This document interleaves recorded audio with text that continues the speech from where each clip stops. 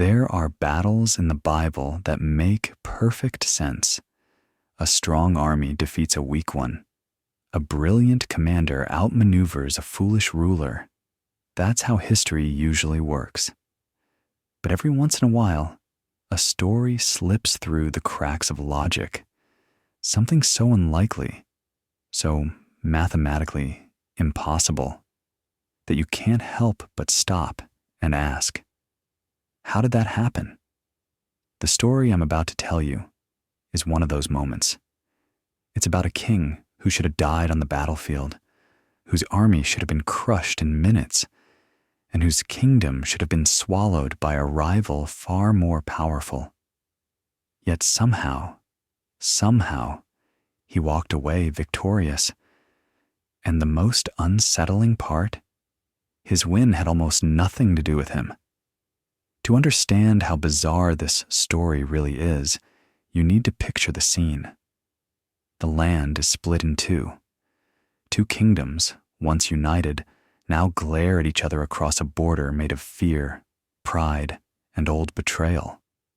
In the north stands Israel, the stronger kingdom, bigger population, more soldiers, more territory, more everything. And at its head is King Jeroboam, a man confident enough to twist religion for political gain and bold enough to believe he can get away with it. And to the south, the smaller kingdom of Judah tries to hold itself together. It has fewer resources, fewer people, and fewer warriors. Leading this fragile kingdom is a young king named Abijah. He isn't a legend. He isn't a warrior. He isn't even particularly righteous. By all accounts, he is inheriting a disaster he barely understands. Yet he finds himself standing at the edge of a war he cannot escape. When these two armies march toward each other, the numbers are laughably uneven. Jeroboam brings 800,000 elite troops, the largest organized army the ancient world had ever recorded. Abijah, he brings 400,000 soldiers, half the size, half the strength, half the chance.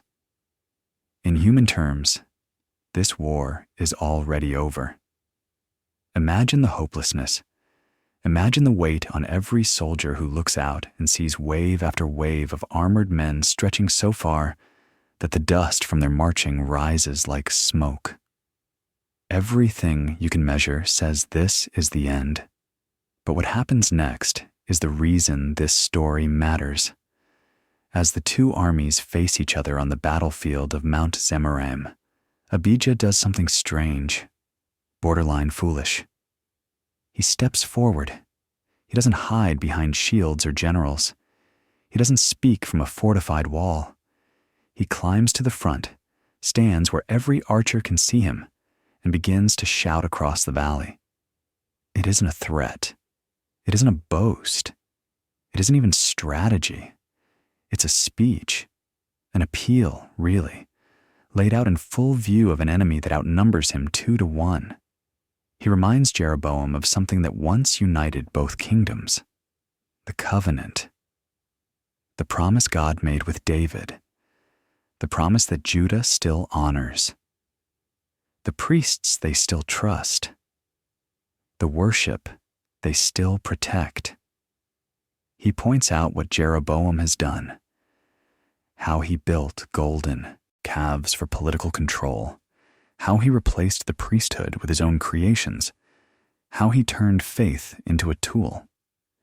Abijah calls him out publicly, loudly, and with the audacity of someone who knows he's about to die and wants to go down, telling the truth. But Jeroboam doesn't argue. He doesn't shout back. He doesn't care. Because while Abijah is speaking, Jeroboam is doing something far more dangerous. He is sending a massive portion of his troops behind Judah's army. A surprise maneuver? A trap. By the time Abijah's speech ends, Judah is surrounded, front and back, by a force twice their size. This is the moment the story should end. The trap is perfect. The numbers are overwhelming. Any tactician would erase Judah from the map in less than an hour. And if this were just a regular war, that's exactly what would have happened. But it wasn't. The text says, "The men of Judah turned and saw the enemy in front and behind, and in that moment, when every strategy failed them, when every human advantage belonged to the other side, when their king had nothing left to offer, they did the only thing they could. They cried out. They shouted to God. And the priests blew the trumpets." There is something raw about this. It wasn't ceremony. It wasn't tradition. It was desperation wrapped in faith. A cry that came not from confidence, but from absolute helplessness. And that cry, according to the narrative, tore through the natural order. The soldiers of Judah charged forward, not because they were stronger, but because something had shifted. And the great army of Israel, twice their size, strategically superior, surrounding them on all sides, broke. Not a little, not slowly, not after hours of battle. They collapsed.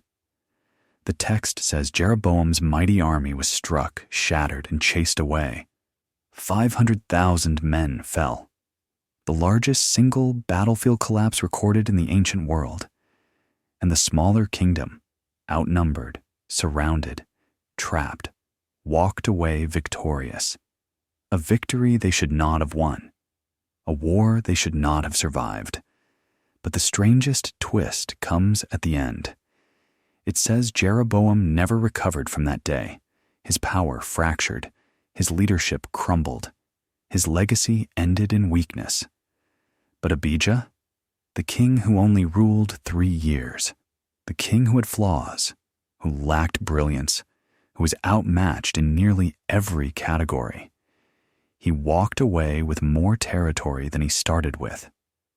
Not because he was a great general, not because he had a clever plan, not because he deserved it, but because in the moment when everything was stacked against him, he remembered something Jeroboam had forgotten: that the outcome of a battle isn't always decided by the size of the army, but by the strength of the foundation beneath it.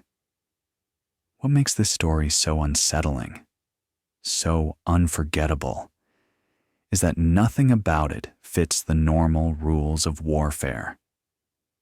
The math doesn't add up. The strategy doesn't track. The victory doesn't make sense. And maybe that's the point.